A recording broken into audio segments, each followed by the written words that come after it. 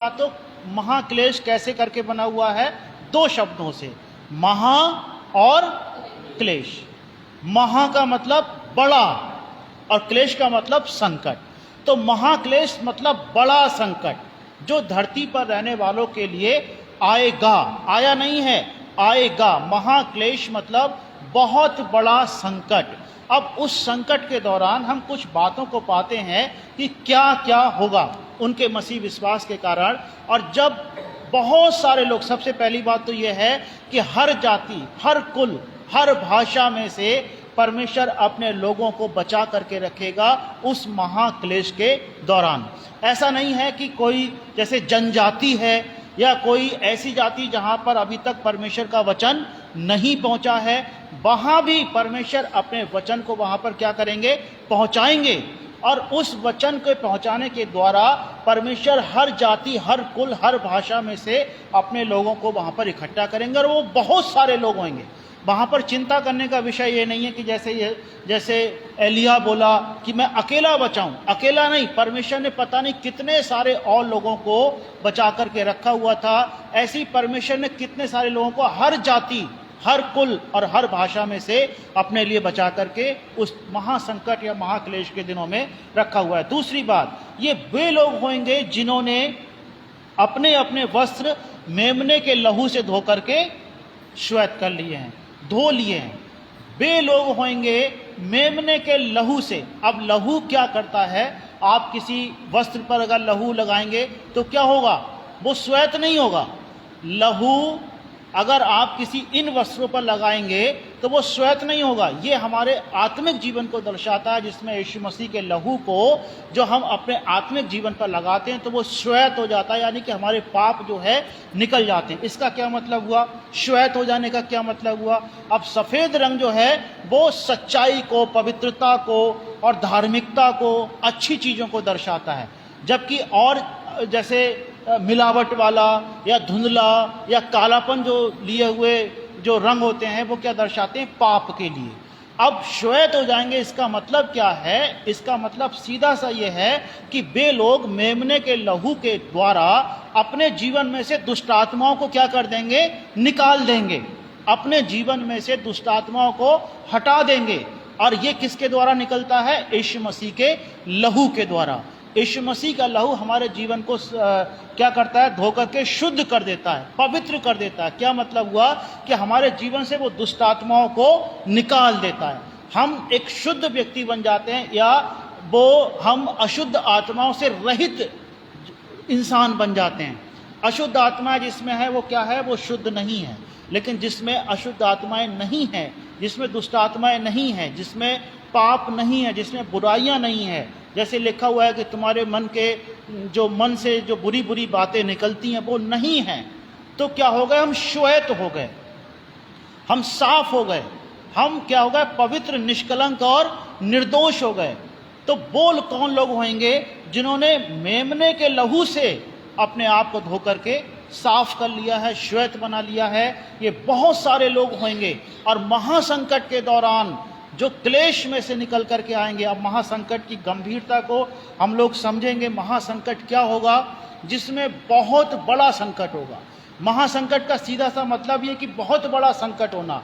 अब इसमें हम एक क्लू पाते हैं, हम एक संकेत पाते हैं। और 16वें पद में क्या लिखा है? वे फिर भूखे और प्यासे ना होंगे, ना उन पर धूप, ना कोई तपन पड़ेगी, क्योंकि मेमना जो सिंहासन के बीच में है उनकी रखवाली करेगा और उन्हें जीवन रूपी जल के स्रोतों के पास ले जाया करेगा। और परमेश्वर उनकी आंखों से सब आंसू पोंछ डालेगा। महासंकट के दौरान लोगों के आंखों में आंसू होंगे, पहली बात। क्योंकि जो लोग महासंकट के उस दौर से निकल करके जाएंगे, प्रभु क्या कर रहे हैं? उन लोगों के लिए जिन्होंने अपने अपने वस्त्र जो हैं यीशु मसीह के लहू से, उस मेमने के लहू से धोकर शुद्ध कर लिए। मतलब क्या है? अपने मन को शुद्ध कर लिया। दुष्ट आत्माओं को यीशु मसीह के लहू की सामर्थ्य से हटा दिया, अपने जीवन में उनको नहीं आने दिया। तो वो उनको आंसुओं में होकर के जाना पड़ेगा। कई बार हमने वचन सुना है रविवार की आराधनाओं में कि जो आंसू बहाते हुए बोते हैं वो जय जयकार के साथ लवने पाएंगे। अब पहली बात जो महासंकट, और ये और क्या है, बहुत सारे लोग बचाए जाएंगे, थोड़े बहुत लोग नहीं बचाए जाएंगे, बहुत सारे लोगों को परमेश्वर उस महासंकट के दौर से बचाएंगे। दूसरी बात, ये बचाए गए लोग जो हैं वो हर जाति, हर कुल, हर भाषा के लोग होंगे। तीसरी बात क्या है कि उनकी आंखों में आंसू होंगे, तभी लिखा है कि वो परमेश्वर उनकी आंखों से सब आंसू पोंछ डालेगा। इसका मतलब है महासंकट के दौरान लोगों की आंखों में आंसू होंगे, लोगों के जीवन में परेशानियां होंगी। और इससे पहले 16वें पद में क्या लिखा है, वे फिर भूखे और प्यासे ना होंगे। क्यों लिखा है ये? इसका मतलब क्या हुआ? सीधा सा मतलब है, कोई कह रहा है फिर वे भूखे और प्यासे ना होंगे, इसका मतलब महासंकट के दिनों में लोगों को भूख और प्यास से भी होकर के गुजरना पड़ेगा, भूख और प्यास से भी होकर के गुजरना पड़ेगा। इसीलिए प्रभु ने क्या सिखाया? उपवास करना सिखाया, उपवास करना सिखाया। आप सोचिए, आपने कुछ इंटरनेट पर इस तरीके के चित्र देखे होंगे, पिक्चर देखी होगी कि जो लोग हैं भूखे कंकाल बनते जा रहे हैं। महासंकट का वो दौर ऐसा साधारण दौर नहीं होगा कि साहब सिंपली हम कहीं छिप जाएंगे जाकर के और किसी को पता नहीं चलेगा। नहीं, ऐसा नहीं हो सकता है। वहाँ पे आश्चर्य कर्म हो रहे होंगे। यीशु मसीह, बहुत से यीशु मसीह आ चुके होंगे कि साहब हम यीशु मसीह हैं, हम यीशु मसीह हैं। नकली मसीह, नकली भविष्यवक्ता, झूठे भविष्यवक्ता बहुत सारा काम कर रहे होंगे। वहाँ पर चिन्ह और चमत्कार भी उस दौरान में हो रहे होंगे। लेकिन सच्चे लोगों की आंखों में आंसू होंगे, जो अपने मन को शुद्ध कर चुके होंगे। उनको वहां पर क्या आंसुओं में होकर के जीना पड़ेगा, उनको भूखा भी रहना पड़ेगा। क्योंकि वहां पर क्या लिखा है, एक जगह पे लिखा है उनकी जो मोहर लगाई जाएगी, केवल उन्हीं को व्यापार करने का, उन्हीं को चीजें खरीदने का मौका मिलेगा। अब क्या है, वचन क्या लिखा है कि वे फिर भूखे और प्यासे ना होंगे। क्या मतलब है? इसके आगे भी देखिए आप क्या लिखा है, और ना उन पर धूप ना कोई तपन पड़ेगी। ना उन पर कोई धूप पड़ेगी, ना कोई तपन पड़ेगी। किन लोगों पर? जो महाक्लेश में से होकर के निकल चुके होंगे। अब आप विचार करके देखो, वचन में ऐसा क्यों लिखा है कि उन पर धूप नहीं पड़ेगी, उन पर तपन नहीं पड़ेगी, उन पर गर्मी नहीं लगेगी, उन्हें भूखा नहीं रहना पड़ेगा, उन्हें प्यासा नहीं रहना पड़ेगा। मतलब सीधा सा है, महाक्लेश में से जितने लोग निकल करके जाएंगे उनको भूखा भी रहना पड़ेगा, उनको प्यासा भी रहना पड़ेगा, उनको कंकाल में अपने शरीर को देखना पड़ेगा। माँ बेटे के लिए रो रही होगी, बेटा माँ के लिए रो रहा होगा, बच्चे माँ बाप के लिए रो रहे होंगे, माँ बाप बच्चों के लिए रो रहे होंगे, खाना भी नहीं होगा। इसीलिए इसमें लिखा हुआ है, जितने अपने वस्त्र धो लेंगे यीशु मसीह के लहू से, वो बहुत संख्या में होंगे, लेकिन उनके आंसू उनकी आंखों में होंगे। उनको भूखा रहना पड़ेगा। आप कभी इंटरनेट पर अगर आप भूखमरी के फोटो देखें तो आपने देखा होगा, बिल्कुल हड्डियों का ढांचा मात्र ऐसा, जो शरीर के बिल्कुल वो उठने के लायक नहीं है, वो चलने के लायक नहीं है। महाक्लेश के दौरान ऐसा होगा कि लोग पानी के लिए तरसेंगे, लोग भूखे रहेंगे। तभी लिखा है कि वे फिर भूखे प्यासे ना होंगे, ना उन पर धूप पड़ेगी, ना तपन पड़ेगी, क्योंकि वो महाक्लेश के दौरान इन सारी चीज़ों को बर्दाश्त कर चुके होंगे या इन सब चीज़ों को सहन कर चुके होंगे। आपने शायद कैलिफोर्निया में ही, शायद मुझे जहाँ तक ध्यान है, डेथ वैली का नाम सुना होगा। डेथ वैली जहाँ का टेम्परेचर बहुत हाई रहता है। बताते हैं कि वहाँ पर अंडा अगर डाल दो तो वो अपने आप फ्राई हो जाता है। एक बार कोई व्यक्ति अगर डेथ वैली के अंदर चला जाए, क्योंकि वो रेगिस्तान ऐसा है, बहुत तपन वाला रेगिस्तान है, अगर एक बार कोई इंसान उसके अंदर चला जाए तो उसका वहां से निकलना मुश्किल होता है। उसका निकल पाना एक बहुत बड़ा आश्चर्य कर्म है। डेथ वैली बहुत बड़े एरिया में वहां पर है। ऐसे समय में, जो महाक्लेश का समय होगा, लोगों को तपन के लिए छोड़ दिया जाएगा। अब ना उनके पास खाना है, रेगिस्तानों में छोड़ दिया जाएगा, पहाड़ों पे छोड़ दिया जाए, ना खाना है, ना भोजन, ना पानी है। अब मरते रहो, आंखों में आंसू लिए रहो, लेकिन मुंह पर क्या है? प्रभु यीशु मसीह का नाम है, उसको नहीं त्यागेंगे। और बहुत सारे लोग ऐसे होंगे जो यीशु मसीह को उस समय अंगीकार करने के द्वारा अपने परमेश्वर की महिमा कर रहे होंगे, जिन्होंने अपने वस्त्र यीशु मसीह के लहू से धो लिए होंगे। इतने सारे लोग होंगे कि जिन्हें कोई गिन भी नहीं सकता है। इतनी बड़ी जनसंख्या होगी जिन्हें कोई गिन भी नहीं सकता है। हालेलुया, परमेश्वर का बहुत धन्यवाद हो। शैतान क्या चाहता है कि महासंकट, महाक्लेश होगा, लोग परमेश्वर देख तेरा इनकार कर देंगे, वो तेरी निंदा करेंगे। लेकिन परमेश्वर का वचन क्या कहता है? बहुत बड़ी भीड़ जो होगी, वो श्वेत वस्त्र पहने हुए बड़ी भीड़ होगी, और वो ऊंचे शब्द से पुकार करके कहने वाली भीड़ होगी। वो बहुत संख्या में बड़ी भीड़ होगी। आंखों में भले ही उनके आंसू रहे थे, उनको कभी भूखा रहना पड़ा, उनको कभी प्यासा रहना पड़ा, उनको कभी तपन में रहना पड़ा, लेकिन वो जीत गए।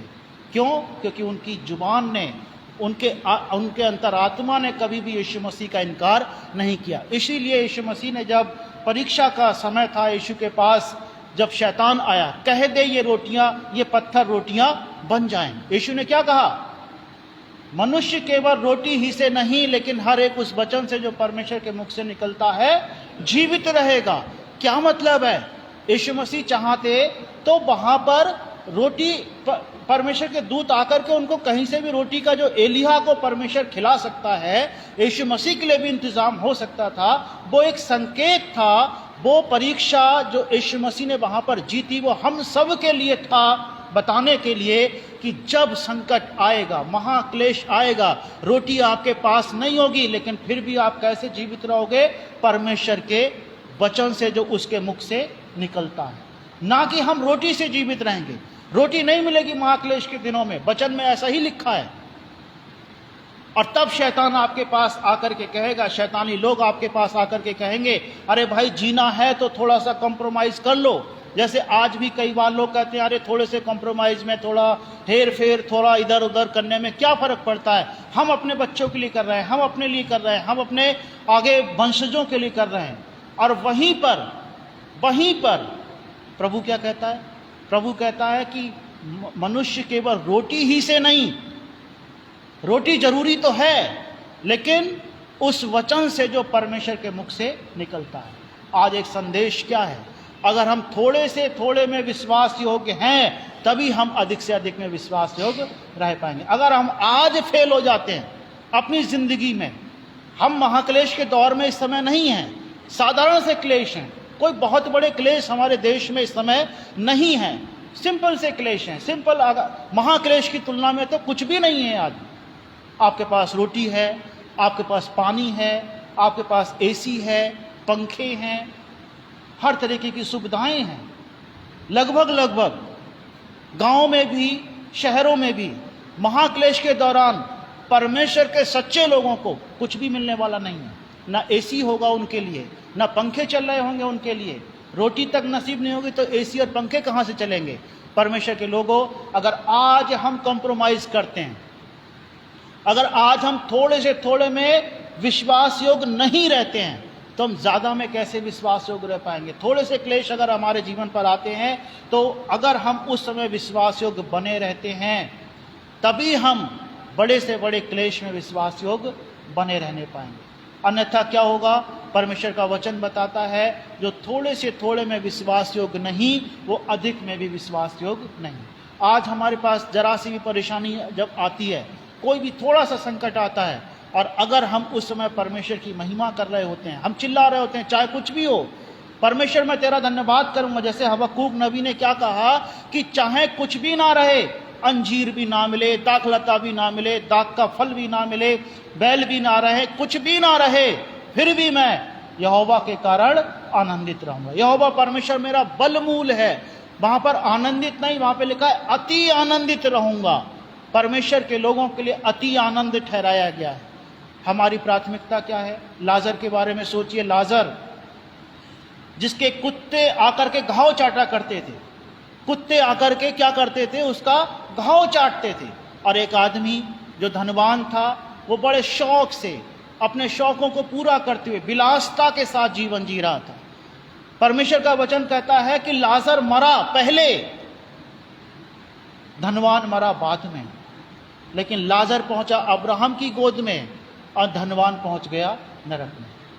बाइबल में यह भी लिखा है कि जो अपना प्राण बचाना चाहेगा वो उसको खोएगा। जो अपना प्राण बचाना चाहेगा। अब प्राण बचाने के दौरान क्या है, अरे आज हमारे पास थोड़े से कंप्रोमाइज का ऑफर आया हुआ है तो हम इसे मान लेते हैं। थोड़े से थोड़े में अगर हम विश्वास योग्य नहीं है तो अधिक में भी हम कभी भी विश्वास योग्य नहीं रह सकते हैं। हमें विश्वास योग्य बनना चाहिए। हमारा प्रभु विश्वास योग्य है, हमारा परमेश्वर विश्वास योग्य परमेश्वर है। इसीलिए वचन में क्या लिखा है इब्रानियों की किताब में कि प्रतिज्ञा करने वाला, जिसने प्रतिज्ञा की है वो सच्चा है। उसने सच्ची प्रतिज्ञा है कि वो अभी कभी आपको हमें छोड़ेगा नहीं। हमारी आशा केवल इस संसार में ही उसके साथ नहीं है। अगर आज दुख है, परेशानी है, हो सकता है वो हमारे सिखाने के लिए हो सकता है इस बात के लिए कि हम उससे सीखें, समझें, अपने जीवन में विचार करें कि ये क्यों है। अगर कोई पाप है, किसी और कारणवश है, किस कारण से है, हमें विचार करना चाहिए, हमें जांचना चाहिए। प्रभु का वचन क्या कहता है, यदि तुम जांचते तो दंड ना पाते। जांचना है हमें दंड के भागीदार नहीं होना चाहिए। अगर आज हमारे मन में थोड़ी चीजों के प्रति क्या है, उदासीनता है, कॉम्प्रोमाइज है संसार के साथ। इसीलिए याकूब में क्या लिखा है, हे व्यभिचारियों, क्या तुम नहीं जानती कि संसार से प्रेम रखना परमेश्वर से बैर रखना है। संसार से प्रेम रखना परमेश्वर से बैर रखना है। अगर आज हमारे हृदय में थोड़ी सी चीजों के प्रति क्या है, संसार की दृष्टि में एक झुकाव है, अगर हमारी दृष्टिकोण थोड़ा सा क्या है, सांसारिक है, हमें चेक करना चाहिए। ये थोड़ी सी बात नहीं है। एक मिसाइल जब जाती है ना, मिसाइल जब जाती है तो क्या होता है, थोड़ी सी भी अगर अपने रास्ते से हट गई तो कभी भी वो अपने ऑर्बिट में पहुंच नहीं सकती है। हम कार चला रहे हैं, आप कार चला रहे हैं, स्कूटर चला रहे हैं, बाइक चला रहे हैं, थोड़ी सी भी अगर हैंडल आपका मुड़ गया तो कहाँ पहुंचेगा, अस्पताल में जाकर के आंखें खुलती हैं। तब थोड़ा सा मुड़ गए, थोड़ा सा ही तो हमने पाप किया, थोड़ा सा ही तो हमने कंप्रोमाइज किया, हमें वो थोड़ा सा भी। इसीलिए यीशु मसीह ने क्या कहा, फरीसियों के खमीर से चौकस रहना। थोड़ा सा खमीर क्या करता है, पूरे गूंदे हुए आटे को खमीरा बना देता है। थोड़े से पाप, थोड़ी सी चीजें, थोड़ी सी खराब चीजें क्या करती हैं, हमारे जीवन को नाश कर देने के लिए काफी होती हैं। कई सारे उदाहरण है, आप देखिएगा बाइबल में क्या हुआ। थोड़ा सा मार्ग से हटने लगा राजा शाऊल और उसका अंत क्या हुआ करके, आत्महत्या के रूप में हुआ। राजा शाऊल ने आत्महत्या करी, परमेश्वर ने उसको चुना था जबकि अपनी महिमा के लिए, और राजा पद का दिया, राजा का पद दिया उसके लिए, उसको अभिषेक दिया, भविष्यवक्ता भी था वो, डील डॉल दिया, बहुत सम्मान दिया लोगों के बीच में। लेकिन क्या, थोड़ा थोड़ा करके ऐसा मार्ग से हटा कि वो परमेश्वर के मार्ग से पूरा हट ही गया। सुलेमान को देखिए, सुलेमान छोटा बालक ही था जब वो राजा बना। परिणाम क्या हुआ, जब वो बुढ़ापे में पहुंचा, उसने कई सारी स्त्रियां कर ली, कई सारे बुरे बुरे कामों में शामिल हो गया, और उन स्त्रियों ने उसका मन बहका दिया। और वचन में लिखा है कि अपने बुढ़ापे में आकर के उसने परमेश्वर को भी छोड़ दिया। बाइबल में लिखा है, लोभी जन परमेश्वर को त्याग देता है। हम बाइबल में कई ऐसी चेतावनियों को पढ़ते हैं। यहूदा इस्करियोती के साथ क्या हुआ, वो थोड़े थोड़े पैसे चुरा लेता था, और वो थोड़े थोड़े पैसे चुराने के कारण क्या हुआ, गलतियां और चेले भी करते थे। ऐसा नहीं कि गलतियां नहीं करते थे, लेकिन वो जानबूझ करके गलतियां किया करता था, जानबूझ करके वो पाप किया करता था। और परिणाम ये हुआ कि वो थोड़े से लालच ने वो बढ़ता गया, और 30 चांदी के सिक्कों में प्रभु को बेच डाला, और बाद में खुद भी आत्महत्या कर ली। हनन्याह और सफीरा का देखो, उनकी प्रॉपर्टी थी, वो चाहते कुछ भी करते, उन्होंने थोड़ा सा उसमें से बचा लिया। बाइबल में यही लिखा है, कुछ बचा लिया। अरे भाई, क्यों बचा लिया, क्या जरूरत थी वहां पर बचाने की, तुम्हारा ही तो था। पतरस ने यही कहा कि जब नहीं बेची थी, क्या वो तुम्हारी नहीं थी, तुम्हारी तो प्रॉपर्टी थी, तुम्हारी तो प्रॉपर्टी है थी, क्यों तुमने उसके साथ धोखाधड़ी कर दी। अब वो थोड़ा सा पैसा बचाना उनको क्या हुआ, मृत्यु के आगोश में उनको ले लिया। थोड़े से लोग, थोड़ी सी बातें, थोड़ी सी बुराइयां, आज हम पाते हैं कि थोड़े थोड़े पापों के लिए यीशु मसीह ने बड़ा सचेत किया। बाइबल में क्या लिखा है, छोटी छोटी लोमड़ियां क्या करती हैं, बड़ी बड़ी दाखलताओं को नष्ट कर देती हैं। अगर हमारे जीवनों में क्या है, छोटी छोटी लोमड़ियाँ हैं जो दिखाई देती हैं। भाई ने एक दिन बड़ी अच्छी बात कही कि लोमड़ियाँ दिखाई देती हैं, भेड़िए दिखाई नहीं पड़ते। सच बात है, हकीकत है। परमेश्वर सहायता करे हम अपने जीवनों से उन लोमड़ियों को हटा दें, प्रभु के लहू से अपने जीवन को शुद्ध कर दें। अगर हम कुछ गलत कर रहे हैं, हमें क्या करना चाहिए? अपने जीवन को प्रभु के आगे समर्पण कर देना चाहिए। अगर आज हम उस क्लेश, इस छोटे से क्लेश से निकल करके आगे चले गए, तो आने वाले समय में हो सकता है महासंकट हमारी पीढ़ी के दौरान आ जाए, आने वाली पीढ़ियों के दौरान आ जाए। अगर हम सतर्क नहीं हुए, हम फेल हो गए, तो आने वाले वंश कौन से ज़्यादा वो सतर्क रह पाएंगे? अगर हम फेल हो गए आज, आपको पता है प्रकाशित वाक्य की जो 7 कलीसियाओं जिनके लिए संदेश प्रभु ने भेजा, आज एक भी कलीसिया वहां पर नहीं है। क्यों नहीं है? प्रभु ने उन्हें सचेत किया, बताया। ठीक उसी तरीके से जैसे नूह का जहाज जब बन रहा था, प्रभु ने चिताया उन लोगों के लिए। नूह कहता रहा, वो धर्मी था, वो प्रचार करता रहा, कहता रहा, बड़ा जल प्रलय आ रहा है। आज भी लोग कह रहे हैं, आज भी वचन प्रचार किया जा रहा है। लोग टीवी के द्वारा कर रहे हैं, सोशल मीडिया के द्वारा कर रहे हैं, तरह तरह से कर रहे हैं। लेकिन उस वचन के प्रति हमारी प्रतिक्रिया क्या है? क्या ये अरे पासवानों का ये तो काम है बोलना? क्या हम ये सोचते हैं कि उनकी तो ड्यूटी है बोलना? अगर एक पासवान चाहे तो दूसरा कोई काम करके अपना जीवन यापन अच्छी भली भांति कर सकता है, लेकिन परमेश्वर ने रखा है। जैसे नूह का जहाज बन रहा था, और बाइबल में लिखा है कि नूह के जैसे दिन आ जाएंगे जब अंत होगा, तब नूह के समान वो टाइम होगा, लूत के समान वो टाइम होगा। नूह के जमाने में लोग क्या कर रहे थे?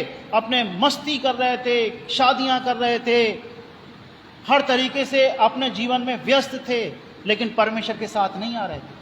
आज बढ़िया चीज मिली हुई है इंसान को कि मोबाइल, व्यस्त रहो उसमें, खूब सारा टाइम, अननेसेसरी टाइम वेस्ट करते रहो, संसार से प्रेम दिखाते रहो, परमेश्वर से बैर करते रहो। आज यही तो ज़्यादातर हो रहा है। आज लोगों को देखो, कितने सारे लोग जो हैं, बहुत सारे लोग बहुत अच्छा जीवन भी जी रहे हैं। मैं ये नहीं कह रहा कि निगेटिव नहीं कह रहा हूँ कि बहुत लोग नरक में जा रहे हैं, नहीं। वचन ऐसा कहता है, महासंकट के दौरान परमेश्वर बहुत लोगों को बचाएंगे। बहुत सारे लोग जो है उस दुष्ट के आगे घुटने नहीं टेकेंगे, भले ही वो भूखे रह जाएं, कंकाल हो जाएं, पानी ना मिले, उन्हें जला दिया जाए, मार दिया जाए, कुछ भी कर दिया जाए, उनकी आंखों में आंसू हो, फिर भी परमेश्वर ऐसे लोगों को बचाएंगे। लेकिन क्या हम आज बचे हुए हैं? कहीं ऐसा तो नहीं कि हम भ्रम में हैं? नूह के ज़माने में क्या हो रहा था कि लोग जो थे अपने में व्यस्त थे। लूत के ज़माने में क्या हो रहा था? लोग घर बनाने में, पेड़ों को लगाने में व्यस्त थे। अचानक वो 5 नगर नष्ट हो गए। अचानक ही बाढ़ आ गई, जल प्रलय हुआ जब नूह के ज़माने में, जब नूह का जहाज बन करके तैयार हुआ, और अचानक ही प्रभु का आगमन होगा। विपत्ति कभी कह करके नहीं आती, विपत्ति अचानक आ जाती है। इसीलिए हमें विचार करना चाहिए, हम छोटी बातों में कहीं ऐसा तो नहीं कि धोखा खा रहे हों, हम कहीं ऐसा तो नहीं, बड़ी चीज़ें तो हमने नहीं करी, हमने कोई बड़ा बुरा काम नहीं करा, हमने किसी की हत्या नहीं की, हमने किसी का बुरा नहीं किया, हमने किसी को कोई धोखा नहीं दिया, हमने कोई व्यभिचार नहीं करा, हमने कोई ऐसा बुरा काम नहीं करा जो ओपन हो। हमने थोड़े थोड़े काम करे, थोड़े थोड़े काम करे। अगर हमने थोड़े थोड़े बुरे काम करे, तो आज प्रभु का वचन क्या कहता है? जो थोड़े में विश्वास योग्य नहीं है, वो अधिक में भी विश्वास योग्य नहीं रहेगा। अपने स्थानों पर खड़े होकर के हम परमेश्वर से सहायता मांगें, हर एक जन, कि हम थोड़े से में भी विश्वास योग्य बने रहें। परमेश्वर निश्चय आपकी सहायता करेंगे। आप प्रभु से अनुग्रह मांगिए, ज़रूर है कि परमेश्वर हम सब पर दया करे। प्यारे महान परमेश्वर पिता, हम आपका धन्यवाद देते हैं आपके इन सभी भाई बहनों के लिए, आपके सभी बेटे और बेटियों के लिए प्यारे परमेश्वर, जिन्होंने आज ये, हे पिता परमेश्वर प्रभु जी, चुना है इस बात के लिए कि वो आपके वचन की संगति में शामिल हों। पिता परमेश्वर, हम आपके बेटे और बेटियों को आशीष देते हैं, और विशेषकर हर एक जन जो पिता परमेश्वर आज किसी भी पाप में है, किसी बुराई में है, किसी प्रकार के पिता परमेश्वर शैतानी बंधन में है, प्रभु हम आपसे प्रार्थना करते हैं, यीशु मसीह अपने लहू से उन लोगों के जीवनों को आप धोकर के शुद्ध कर दीजिए। वो मलिनता, वो दुष्टता, वो हर प्रकार का पाप यीशु मसीह के नाम से लोगों के जीवन से दूर हो जाए प्यारे परमेश्वर।